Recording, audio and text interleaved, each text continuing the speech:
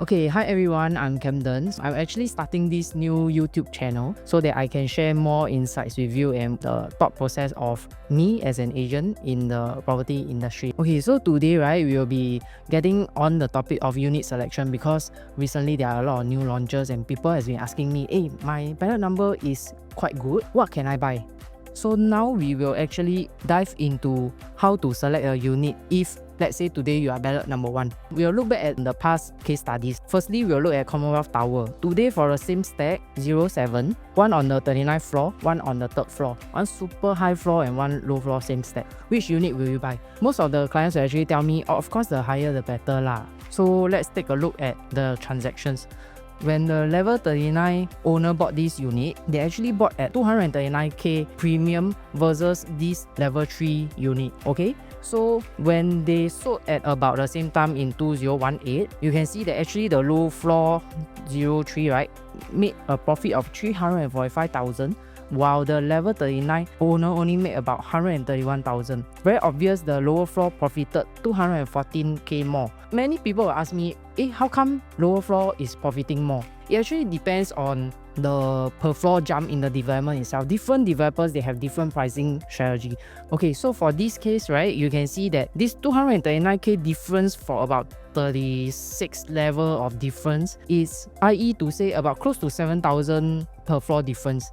So back then, 7k per floor jump is actually considered quite high, I would say. And of course, when people are buying 2-bedder into Commonwealth area, which is actually next to the Queenstown MRT, right, I would say most of the people are looking for investment purpose. So when they are buying into that area, to them, those investors, right, actually the price point matters a lot because at the end of the day, low floor rental and high floor rental, most of the time what we see in most of the developments, right, is only maybe $100-200 different per month. So there is no reason for the resale buyer to buy at so much of a premium. That's why the lower floor owner is able to make more in this case. Okay, so now we jump on to the next case study at Gem Residences. 4-bedder, also same stack, 25th floor and 5th floor. Which unit will you buy? Most people naturally, after I go through this with them, they'll tell me just now you say low floor can make more, right? So I go for the low floor lah. Okay, so over here, right, you can see the 25th level, right, only paid a 97k premium over the 5th floor owner when they first bought into this new launch. So that is about 5k per floor difference. That is quite acceptable in a way. In fact, I would say that is quite good back then. So about 5k difference per floor jump if we average it out. Okay, so when they are selling the unit, both sold about 4 months difference in their timeline. You can see that the level 5 owner made 186,000 and the 25th floor owner made about 269,000. So in this case, the higher floor actually made more.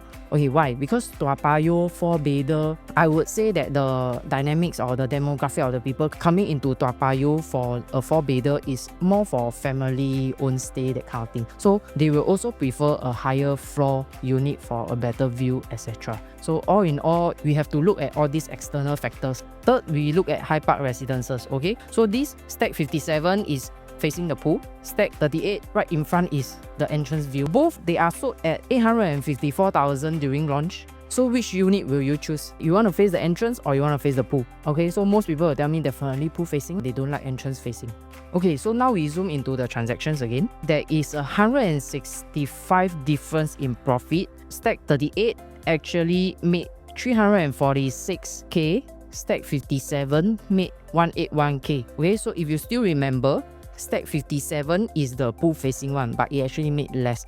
Why? Now let's take a look at the layout itself. For Stack 38, right, you can see there's a utility room and they have 3 proper size bedrooms, can fit in queen. But for the Stack 57, right, only the master bedroom and the first common room can fit in a queen size. The third bedroom only can fit a single. And there's no utility room. So High Park Residence is actually located at Fernvale, and over there we are looking at a lot of HDB upgraders.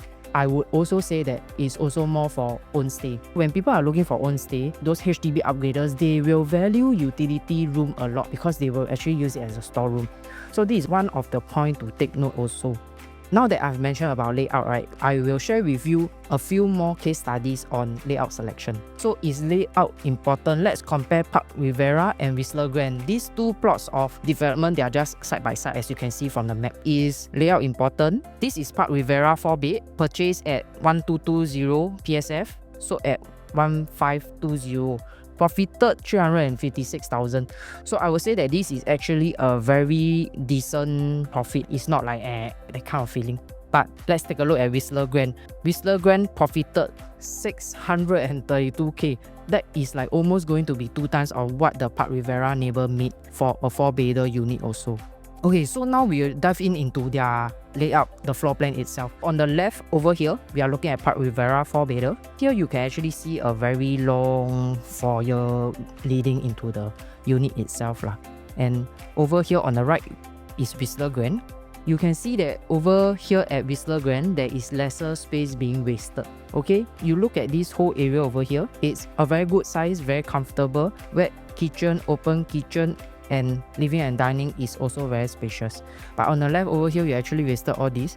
Then over here, there will be this like enclosed kitchen. Your so-called like open area is only limited to like this area, whereas over here, you have the dry kitchen and etc. Everything looks very spacious also. And I think from the floor plan, you can also tell, right? Park Rivera, they have a bigger balcony. Actually, on the right, Whistler Grand balcony is also a very good size balcony already. I would say all in all, if you compare, you zoom in into the details, Park Rivera, we are wasting a little bit more space as compared to Whistler Grand.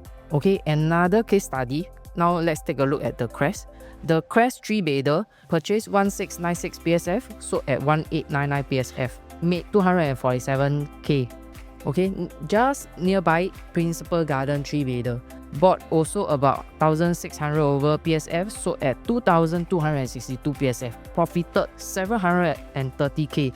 So the difference is like this is almost 3 times already. Okay, so this one is actually quite obvious. The Crest layout is odd shape. You see this bedroom only can fit a single.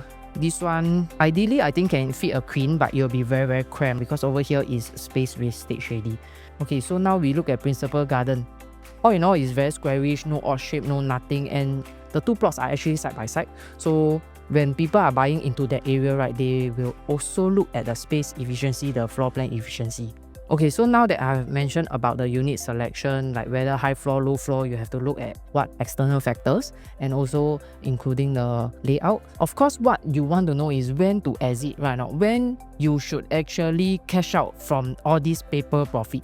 Okay, so now we take a look at Santorini. Back then, Santorini actually TOP in 2017. In fact, there will be a lot of neighbors who are going to TOP already. Namely, Tapestry is just right beside, Alps 2019. So 2-3 years down the road, right, Santorini will have new neighbors coming up. Okay, so we can actually see from 2018 to 2022, right, you can see the timeline over here. The profits are gradually decreasing already. You can see until 2020, this fellow only make 3,000. 2022, this fellow only make 2,000. Whereas like the olden days, I would say 2018, 2019, people are making quite a decent profit for a 1-bedder. So what's the reason? Because the supply increased lah. Like I mentioned, Alps and Tapestry is going to TOP in 2019 and 2020. So you can see that for the 1-bedder, Alps and Tapestry, there will be a total of 451 1-bedder coming into the market as a resale market. I'm not saying that everyone will be selling, but naturally when all these units TOP, right, some of the owners will be selling. Okay, now we look at Commonwealth Towers 1-bedder. Commonwealth Towers and Queen's Peak is actually side by side only.